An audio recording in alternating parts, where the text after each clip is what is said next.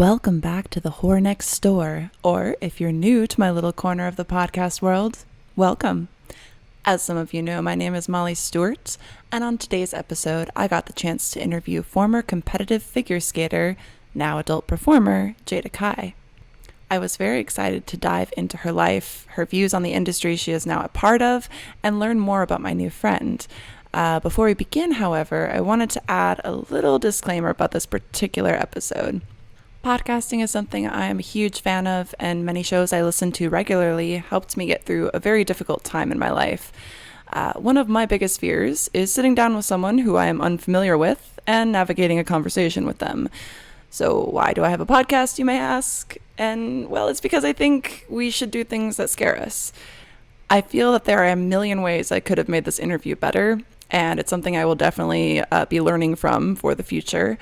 I would like to apologize in advance for the way that I structured or did not structure this particular episode.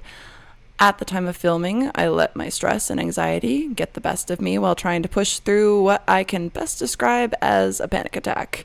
I don't know if that's accurate, but it's how I felt at the time.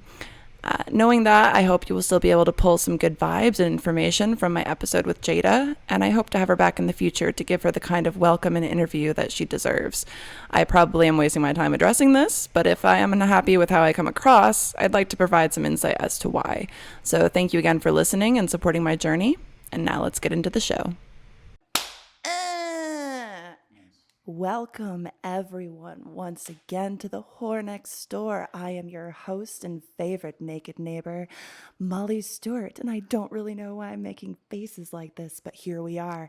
My guest today is the beautiful Jada Kai, and I am very excited to talk to her. I'm also very excited to make more content with her. Some of you guys know that we have created some content with Madison Ivy, and that is where we first met. So, Jada, would you like to introduce yourself? What an intro. That sounded like so sexy. So I'm Jada Kai. I've been around the industry, been around the block for a minute. I don't know how to introduce myself. I make clips, I webcam, I just started YouTube. So I'm kind of like everywhere, I feel like. I like that, just having your hands in a little bit of everything. I think we kind of mentioned that via text, which I think is really cool because it shows like a lot of like business-minded potential, you know, because some people just have their focus only on one thing, but it's good to like spread out and stuff like that. Yeah, so. I feel like I don't know. I have a lot of FOMO. I'm like, I don't want to be left out anywhere. So yeah, I guess that's why I'm like, I kind of want to be a part of everything. Yes, I can't be for left sure. out. What is like, so I know I typically only do girl stuff, which is obviously what we did together because I don't have a wiener. And but I guess, do you shoot boy girl? Like, what kinds of content do you like to make, or what kinds of content do you offer? As of now, I do boy girl, lots of girl. I was doing a lot of mainstream, and then I just recently stepped back from that. Mm-hmm. I was like, I just have so much more fun creating my own content, picking who I want to shoot with. Yeah. And I feel like it's a lot more genuine to like my brand and who I am. And I'm like, why do things you don't want to do, you know? Yeah. So that's kind of like where I am in my career and how I want to like share my content and whatnot. That's awesome. Yeah. I meet very, very few people who do that. It's like one of the reasons I like to make content with Madison. And now by proxy, being able to meet you is awesome. We actually have some really fun stuff coming up soon that you guys are going to be super excited about. But I think it's cool, like your take on, I want to, like, nothing against shooting mainstream, but how you actually enjoy what you do. So you want to make it your own, and you want to have better quality sex. You want to have basically just better quality people around that you can just kind of explore everything that you want to do, help them explore other things and stuff like that. Yeah. So it's kind of just having passion for the job, which a lot of people don't. Yeah, I was just like, what's more fun? Making my own content or, you know, leaving the house. You just like to flex your creativity. What's like some of your favorite stuff that you shoot? I shoot a lot at home. I shoot a lot with Jackie Knight, and we have been friends since high school. Okay. So we get along with each other really well. We're always bouncing off ideas. He's really smart and always coming up with really good ideas for porn. And I just like to play them out, you know? Yeah. And, you know, I love editing. He likes filming more. So we make a really good team. And I feel like we come out with something different every time. That's you know? awesome. Yeah. It's good having someone that you can work with effectively. That's why Marcos is here, because he helps me with so many things because we work efficiently together and he lets me verbally abuse him. Brought to you by care.com. You're only verbally abusing me if I'm listening to you. That's true. But you were this time, so I appreciate that. Now, I don't typically like to do the whole how did you get into the industry thing because I think that that's really boring. But I do know that you used to be like a professional competitive figure skater.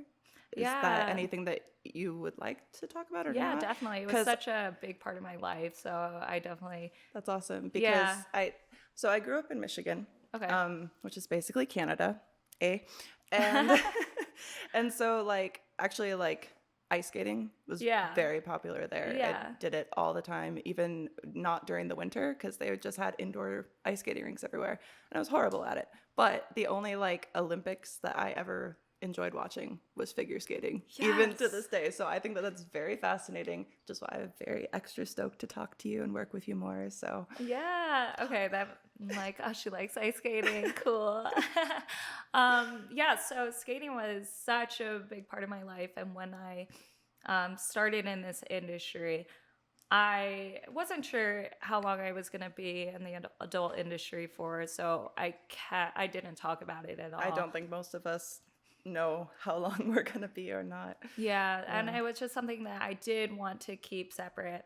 But after I decided that I wanted to make a career out of doing adult work, sex work, I was like, you know, I should be open about my past, and now I'm like definitely a lot more comfortable talking about it. Sorry. Are you trying to cover my face? No. He's trying to uncover because you're my face. You're doing a really good job. It's fine. So skating has definitely played a big part of my life, and I want to be as open as I can with my brand now, because it's something I'm so proud of doing. I feel like it's cool to share your sexuality, and that's why I'm like, yeah, we can talk about it. Yeah, that's awesome. Like, I think that's really cool because, and this is like no hate against anyone else that I've had on, but many people are not able to be as open about like their real life, their like alter ego essentially. And like for one reason or another, which is, I completely understand that. But I was also put in the situation where I don't really have that privacy anymore anyway. Mm-hmm. So it's nice to be able to kind of really dive into someone's mind a little bit more and see more of your past. And I definitely understand why it's hard for people to, I mean, even for me, like I guess, I don't know, I was kind of like pushed to, you know, open up to everyone because I was being recognized from people from my sport in the past. They would come into my Instagram show, like live shows, and like blast my real name out there. And I was people like, are really nice.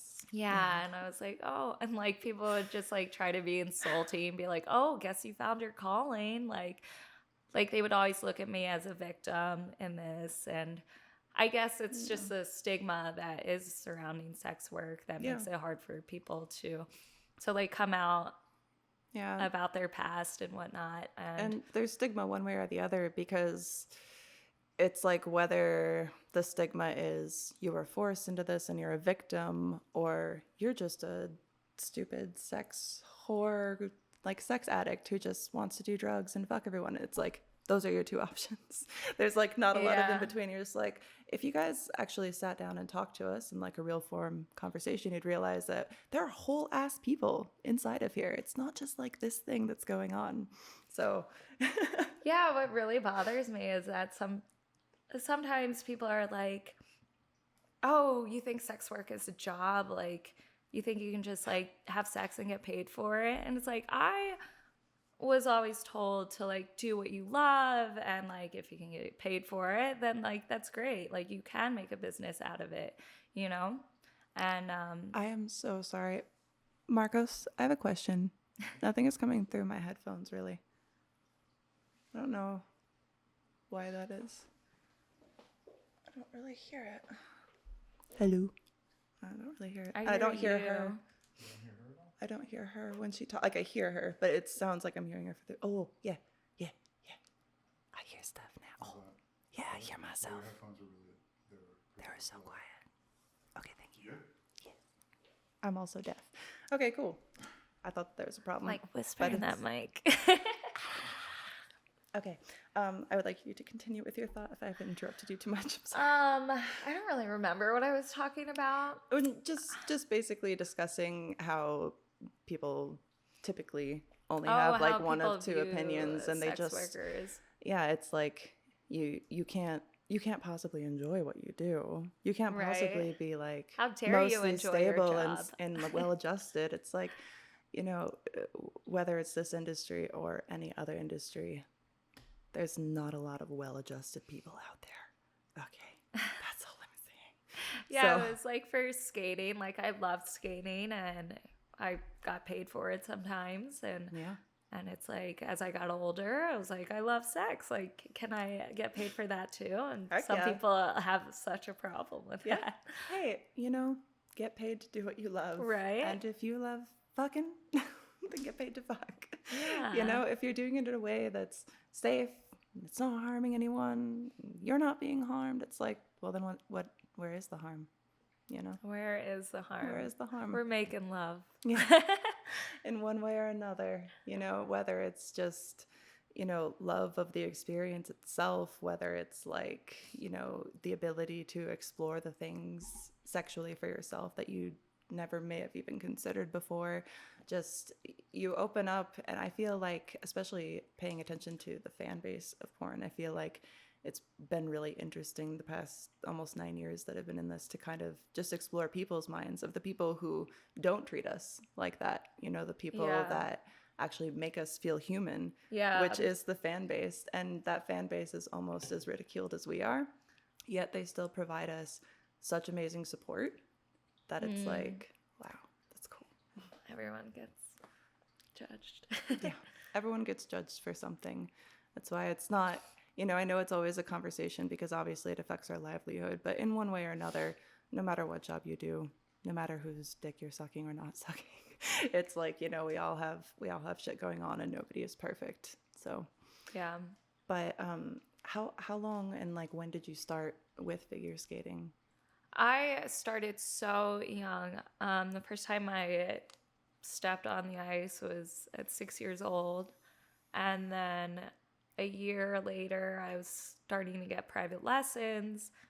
And then one of the coaches I was working with was like, hey, I feel like she has potential. She just loves the attention. Which I don't know is a good thing or a bad thing. I feel like it helps me with my job now. I don't think there's anything wrong with wanting attention. Everybody wants attention. Our fans want attention. That's why they interact with us. Everyone is looking for attention in one way or another. Very true. Thank you for not making me feel I'm so guilty I'm about the same it. way. I'm kind of an attention whore. Whether I'm annoying people or whether I'm making them happy, it's fun. But yeah, they were like, I think this is a really good sport for her. And I didn't really like anything else, but they told my parents that if they wanted it to be a thing, there was a really popular skating rink like an hour away from us. So I was living in Philadelphia at the time, and Delaware had an Olympic training center for figure skaters. So I moved at age 8 to pursue like a whole career. Wow. And That's wild. And when I first started competing, I was like, I am not as good as they said. Like, they think I'm a lot better than I am. And I kind of like got stressed out about it at like a really young age.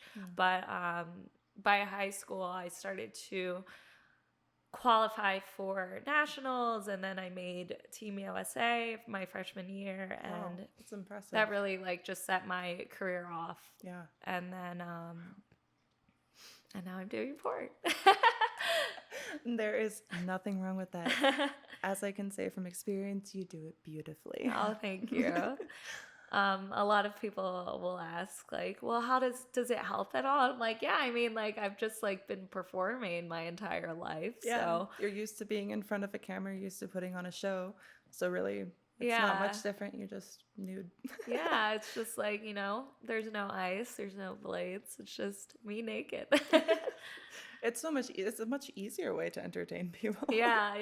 I'm like, But they're already into it. I just think it's fun because with this industry, there's so many levels that you can go to, like even based on your comfortability with this job, because I feel like obviously nobody who's in this job really has a problem with any of the most types of porn. I shouldn't say any, but most types of porn. Right. And we're all on board with it. We're like, yeah, but we don't necessarily all shoot those scenes. And it's like, it's just different. But there's so many different ways that you can explore and do stuff. Like I was solo for a very long time, and then only girl, and, softcore boy-girl with girls, and, just things like that. But it's all like your comfort level. I even know so many performers who have been naked very infrequently, and you have this whole dom category. So you have all of this, there are so many ways to be active in this industry, and it's like you almost want to like taste all of them, but then you start tasting too much and you start to find out what it is that you actually like. Yes, which is exactly. Definitely a fun learning experience. Yeah, like when I started, I think it was Marcos that said this to me actually. He was like, how'd you get started? And I was like, oh, well, I started webcamming. And he was like, oh, that's like the gateway drug in the porn. Yes, it is. And I was like, well, yep, and that's why I'm doing porn right now on your set. And I think that's so true because like once you get in it, you see other people, really exploring their sexuality. And then I found it very inspirational. And I was like, I feel like that looks like fun. That's something that I might want to, test out and see if I like it. And I totally did. But because there's so many areas in this industry to explore, you can just like cater yourself to just doing what you love. Yes. And I think that's so cool. I absolutely agree. It's opened me up to like so many different things that I didn't really know that I would have an interest in. Even one just being cosplay, which became a huge, really fun thing for me. It's what I love to do. I think it makes me the least money, but it's what I spend the most money on. And it's like just little things here and there, or even like I had like minor experiences with girls before this, and when I had more experiences, I was like, oh, okay, I understand what it's about now. I get it. Prefer men, but I get it. I totally understand your love for cosplay. One of my jobs before joining porn, I worked at a costume shop in Colorado. It was like one of the coolest places ever. There was like theater makeup. There were so many costumes just to like wear during work, and I love star costume here in Vegas. Yeah, it was kind of like that. Yeah, that's awesome. Yeah, definitely. That is one of the cool things about Vegas is because everything here is performance-based in one way or another, whether it's the adult industry or Cirque du Soleil, it's like there are so many fun things to find for work here. Yeah, there's so many, like so many ways to be creative with stuff, so many people to like collaborate with and meet and work on projects with, and it's been probably my favorite place that I've lived, just really based on the things that I've found here. Thank you. Yeah, I love it here. So many performers too to like learn from. There's like a good community out here. Yeah, for sure. So I know that you did so many competitions. What is your favorite place that you've like traveled to because of figure skating? Because I'm got my travel bug back. I miss it. I want to hear about stuff. Oh, okay. So I got to travel so much during high school. It's so hard for me to choose because I had fun at like most of the places, and man, I would say Korea was one of my favorite places to live because the culture there was just so fun. People were like transportation there. It was so good that you could just like hop around the city like so easily without like even thinking about it. I had a lot of fun in Italy, like just like being a tourist. Like usually it's not fun to like be a tourist in a country. Yeah. And usually when I go out to countries, I'm like, I kind of want to like try to blend in a little bit. Yeah. Just so, but in Italy, it was just like fun to be a tourist and like take pictures everywhere. So I really liked Italy too. So I would have to say Italy and Korea. But also But the there's just so many. Philippines too, is because like Yeah. I'm Filipino and it was like really cool to like meet You my represented family. for them at one point, right? Yeah, so after I represented the US for 5 years, I also got the chance to represent the Philippines. That's so cool. Yeah. That's awesome. Yeah, it was kind of like a big transition to go from Team USA to the Philippines, but I was like, oh, I have to do it, you know? Yeah. Yeah. That's awesome. Yeah, it was so cool because I have like dual citizenship and like a lot of countries don't even allow that. So Yeah. it was like it's a great opportunity to That's put really cool. the Philippines on the map. That's awesome. Growing up, my best friend, her family, they were like missionaries, and so they ended up moving away. What is on my lip? There's something here. They moved to the Philippines. Don't worry about it. And and so she would like send me photos from there all the time, and like send me pictures of their new friends, and it looked so cool, and I like wanted to go, and I don't know. It's funny. You have to go. I You want have to to. go. Yeah, I want to, but it's like there's so many places that I want to go, and I feel like there are so many places that I still do, places that I haven't, and like 2020 was going to be the year that I started that all. It was when I had the freedom at the time to do so, and then Yeah, and now it's so hard to plan anything because I'm it's just like, what's going to change next? what's Are we worth going to go planning? into like, yeah, what is the point? I don't even know. Hopefully this won't be relevant by the time this comes out, but it probably will be. It's just like everyone is 2021 is going to be better. It's not better at all. Not better. It's like now I'm like, okay, I'll just live day to day, Not gonna get my hopes up for anything. I got, the masks went away. They came back. They go away. They come back. Yeah. And it's like, God, it's just hard to live, but it's hard to like even get excited about travel like as much as I want to. I'd rather just relive in my mind the experiences that I've had or other people's, because it's like I've gotten my hopes up so many times for travel that's just not happening. Where are some of the places that you want to go? Well, I want to go back to Australia, but I do want to go to Japan. I have wanted to go to Japan for a very long time. Oh my God, Japan's amazing. Oh my God, I want to go to like the Wisteria Gardens. I want to go to the hot springs with the monkeys. I want to buy panties from a vending machine. I don't know what I'm going to do with them, but you just have to do it. I went to Romania, and that was like one of the first countries that I got to compete in. And I was so excited. I had my like little camera, and I was like, I'm going to take pictures of everything. And I'm at the airport, and they had a vending machine. I'm 14 years old, Yeah. And they had a vending machine with beer in it and condoms. And I was like, oh my God, beer and condoms in a vending machine at an airport. So cool. I need to take a picture of this. And here I am, like, with my little point and shoot. And, like, I'm taking the picture. And all of a sudden, like, 4 policemen, like, run up on me. And they're, like, yelling for more police Why? Like, Oh my policia, God. policia. And because I was taking pictures at the airport. Oh, is that not allowed? Yeah, I know. You're not. Oh, Don't do wow. that when you go to Romania. I will keep that in mind. I'm learning something every day. And they like took my camera and I was like, don't take it, please. And I had to delete the photos, so no one got to see my cool photo of beer and condoms. Dang it, Japan. Why? It was Romania. You might be able to do that in Romania. Japan. I'm so sorry. That was my mistake. I am a little bit stoned right now. I thought Romania in my head and Japan came out. It was very unfortunate. I might have mentioned I'm not a professional.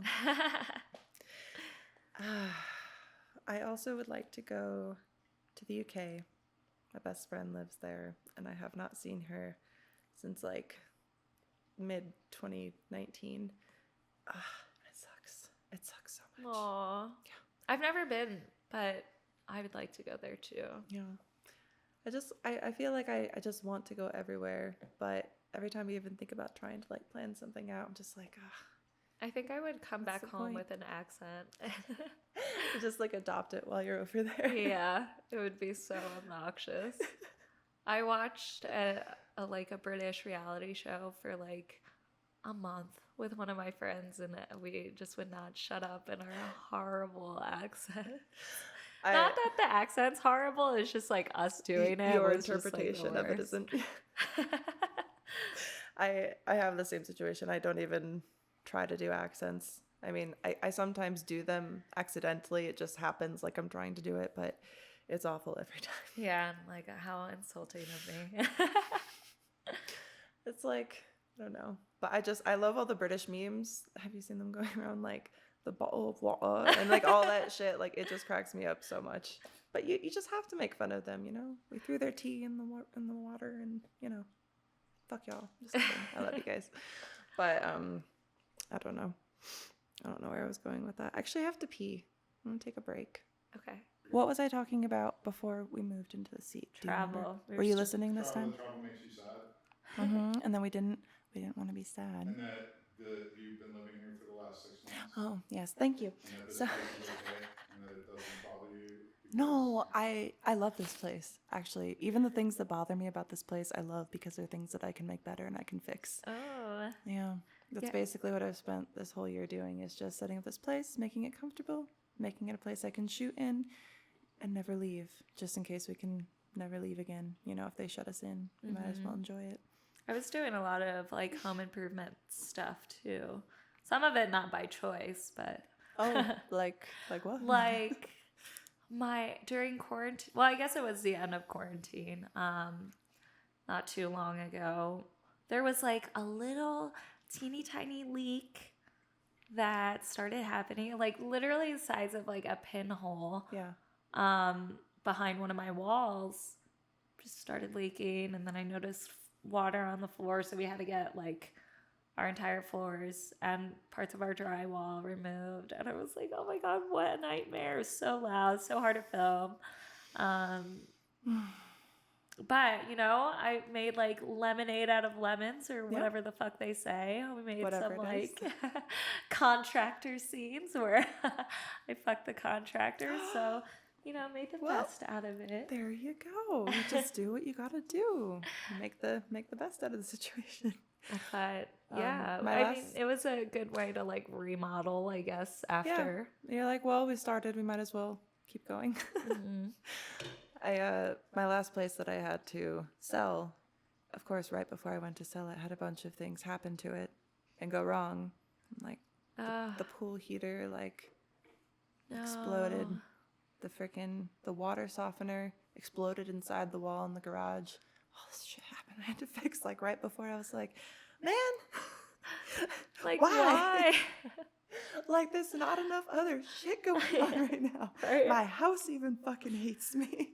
Yeah, it was just a nightmare. But I think everyone was kind of going through the same thing at I feel once like for some everybody reason. is still going through shit. It's just like the shit hasn't stopped yet. Yeah, it's like, why? Why? What did we do? Like, have we fucked up this bad? Yes. When We're will, humans, of course. when will it end? I'm tired of it. No bueno. I'm sorry, I don't actually speak Spanish. I don't know if that was the correct like way to say that. Is that fine? Thank you. God, every Marcos time you knows. whisper in that mic, I'm like, ooh, girl. I recently found out that I have like a little A bit. little ASMR. Yes. Just a little whisper. I'm like, oh my God, like, stop it, Molly. It's a podcast. Fuck. Well, it is called The Whore Next Door. I'm like losing my shit right now. Like, I start sweating. Like, oh my God. It's so funny because I feel like I put on a different voice for the podcast too, because if any of you have ever been privy to my live streams, you know what it sounds like. I'll probably just insert a bit of it here for the audio listener. It's awful. My voice changes so many times. It's like I can't decide what my actual voice is. Well, I'm digging. Well, thank you. I'm digging your podcast voice, I guess. I just feel like for all those audio listeners out there, I just have to give them a little tickle. We need to make like. We should make some ASMR. I mean, no, you know what I'm visioning, like you as a hot radio host, and I fuck you. Oh yeah, Okay, I like that. cool. Like, we could do a podcast, right? And then, we just stop in the middle of it and fuck, and then we go back to the podcast. Are we allowed to talk about fucking on podcasts? I think so. Okay. I hear people talk about fucking. Dude, I was listening to a podcast, and this is zero hate because I love this podcast, but they were talking about doing drugs over the weekend. You know? Yeah. They talk about doing drugs. They Everyone talk about does sex. drugs on the weekends. If you're not doing drugs on the weekend, what are you even doing? You're not weekending, right? You are not weekend. First, smoking weed I'm literally smoking weed right now. I think you're fine talking about sex. Weed isn't a drug, man. It's like a lifestyle. I don't know. I'm not one of those. I don't understand. I'm not like a weed snob. I don't know. Are you? I don't mean No, to definitely offend. not. I can Okay. smoke like. It's like if it's there, I will smoke it. joints from like 1980, probably. I'll sometimes just randomly find one like this big, and I don't know when it's from. Yeah, And I'm like, it's fine. it's fine.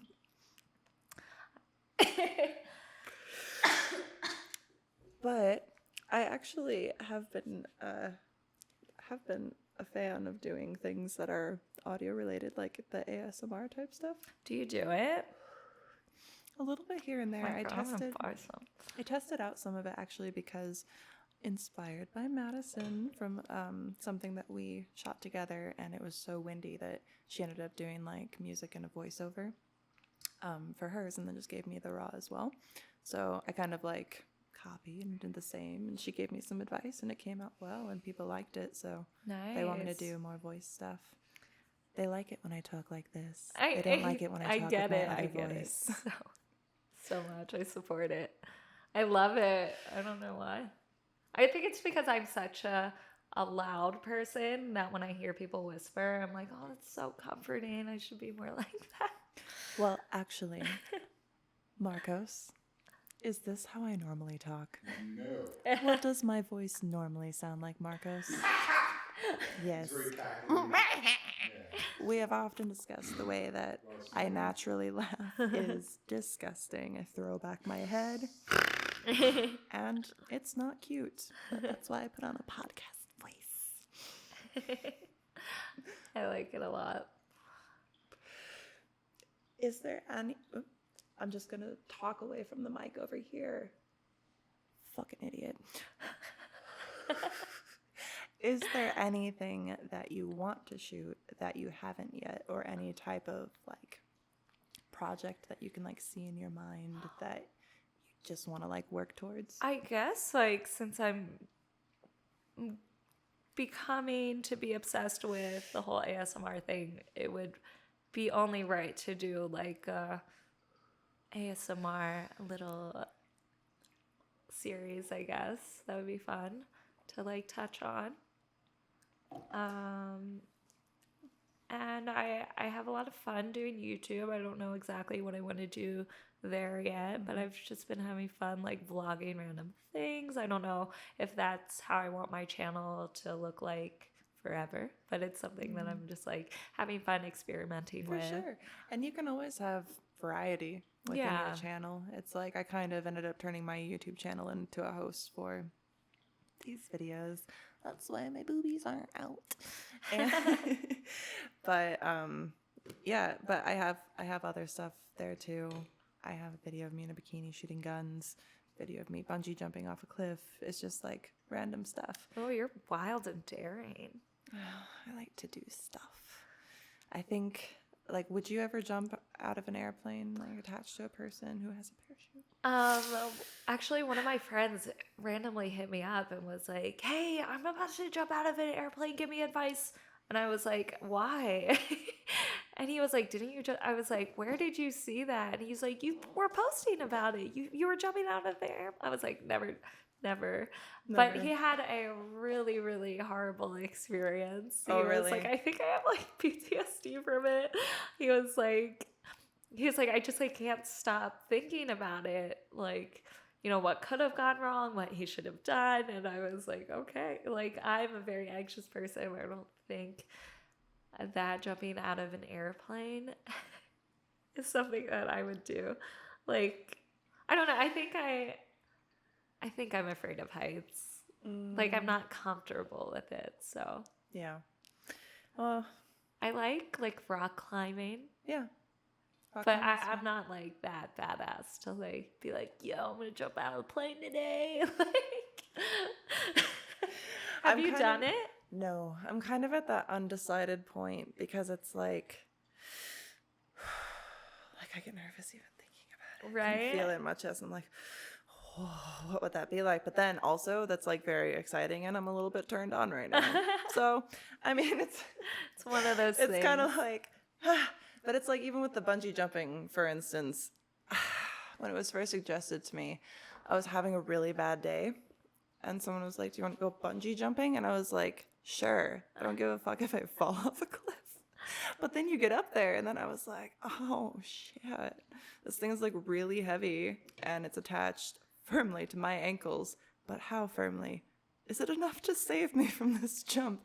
And it starts to like, the weight is like pulling you towards the edge. Oh God. Oh my God, thinking about it, I'm like so excited. My hands are palming. It's so sweaty. All right.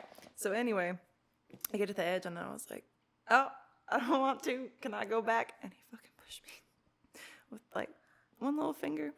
You can see it in the video. And then like halfway down, I realized how fucking awesome it was.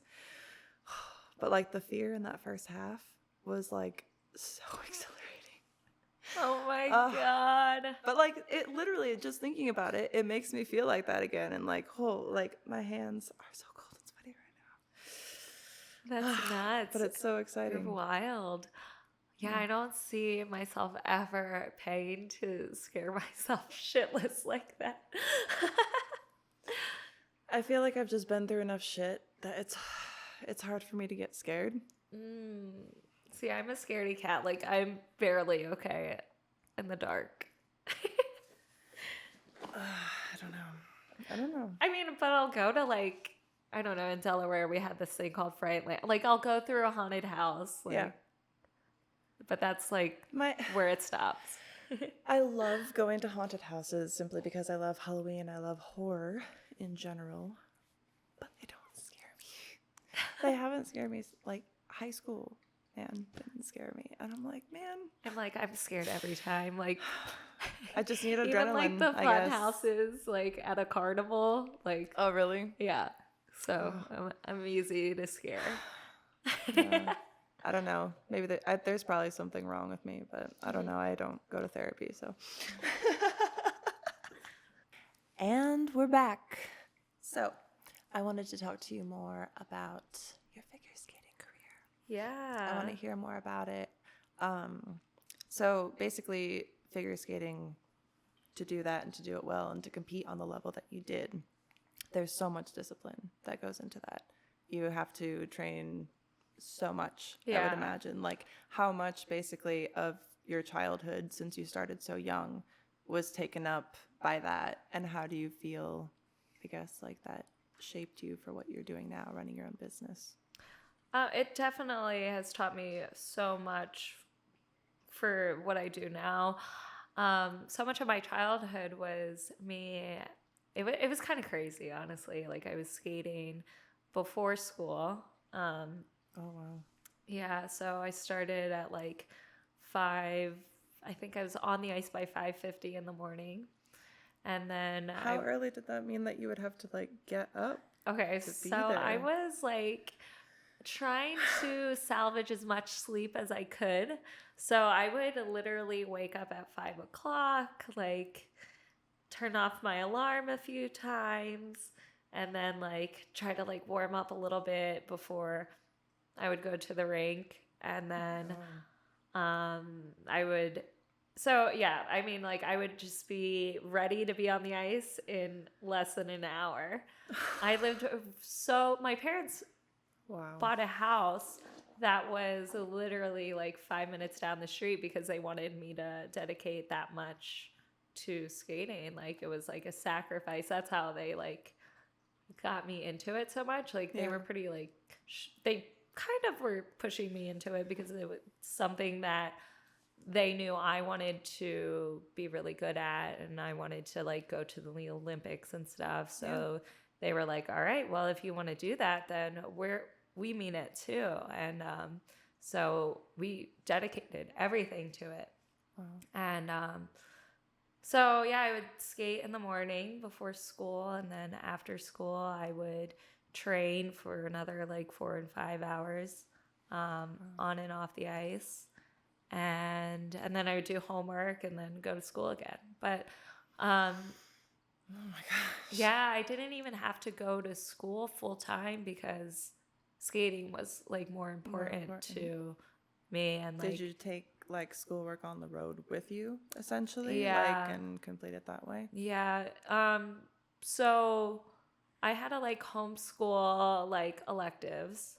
And then I was taking the core classes during school, but I was only going to school from like 7 to 11, and then I would be cut, and then I would be back at the ice rink.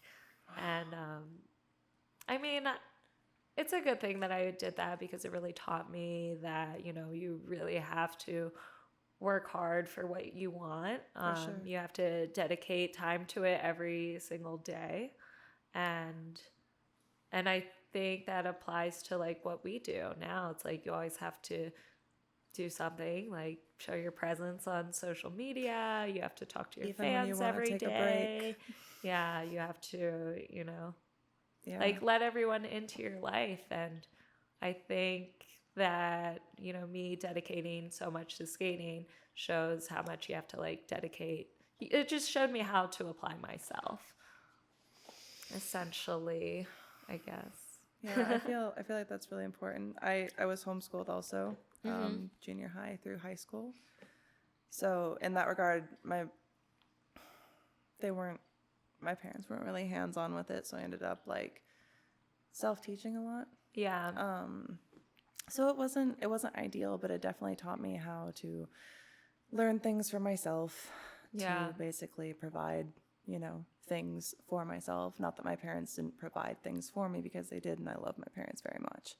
But it definitely taught me how to self-sustain, which I think also kept me out of a lot of like the drama that comes with porn and a lot of the bad choices, because I was never really put in situations with people that I considered like friends when I was young, that I would go maybe make those bad decisions with, because I was kind of secluded. But at the time I was old enough to be in this industry, when those opportunities were presented to me, they didn't really vibe with the person that I was already like becoming because of my childhood. So I do think that was good in a way, for sure. Yeah, you didn't have those like external distractions, I guess. But at the same time, because I didn't experience that in high school, I got to experience it a lot in my early 20s. Thank you. So, but it's all just been a learning experience. But as far as your childhood and kind of growing up that way, do you kind of feel that the job you have now, like where you're able to still entertain, where you're able to still like fully express yourself, but you also get to kind of like play in a way. Yeah. Like, you get to sit here at a table talking to a microphone and smoke weed. Yeah. I'm And- like so thankful And that's get off like to the sound of my voice. I know. Stop. You're driving me nuts. And so, in a way, and I feel like for me too, as a kid, it's like most of my stuff, it was like elective sports, school, band. Like, that's it. Oh, You you were know, in the for- band? Yeah. What did you play?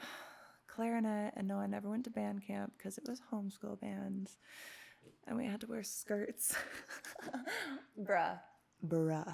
We had to wear skirts that were like from our waist to the floor, black or navy only, Oh, so sexy. with a white polo shirt, long sleeve or cap sleeves, no tank tops. All right, shirt tucked in. It's not cute on anyone ever, especially a really tall, gangly Sasquatch with no fucking tits. Like, stop calling yourself a Sasquatch. She's like, can I name this chat room Two Babes and a Sasquatch? And I'm like, no. But it's still named that. She was a homeschooled Mennonite. It basically is, but it was so fucking funny. But like, even the